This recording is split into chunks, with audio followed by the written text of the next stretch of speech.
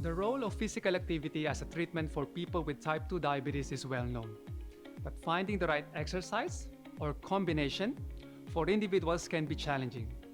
Any exercise recommended should be agreed upon using a patient-centered discussion that is respectful and free of stigma.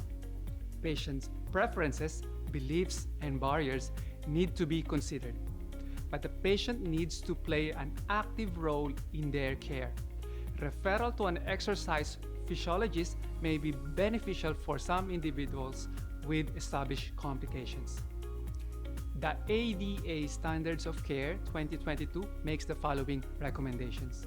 Children and adolescents with type 1 or type 2 diabetes or pre-diabetes should engage in 60 minutes per day or more of moderate to vigorous intensity aerobic activity with vigorous muscle and bone strengthening activities at least 3 days a week. Adults with type 1 and type 2 diabetes should aim for 150 minutes or more of moderate to vigorous aerobic activity a week, spread over 3 days of the week, with no more than 2 consecutive days without activity. For more physically active, fit individuals, 75 minutes a week of vigorous intensity activity or interval training may be sufficient. 2 to 3 sessions of resistance exercise on non-consecutive days are recommended. Reduce the time spent in sedentary behaviors such as sitting, which should be interrupted every 30 minutes.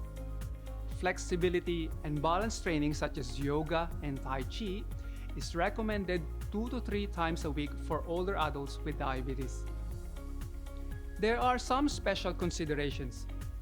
For patients with severe non-proliferative or proliferative diabetic retinopathy, vigorous intensity, aerobic or resistance exercise may be contraindicated because of the risk of retinal detachment or vitreous hemorrhage.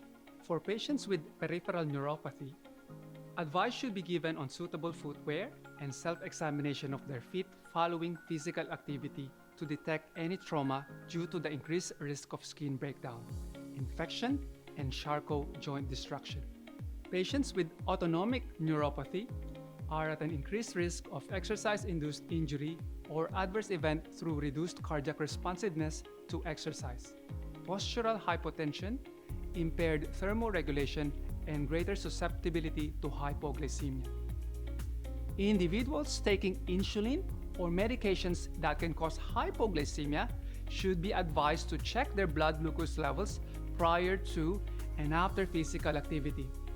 They should be informed about the potential prolonged effect on blood glucose levels depending on the type and duration of exercise.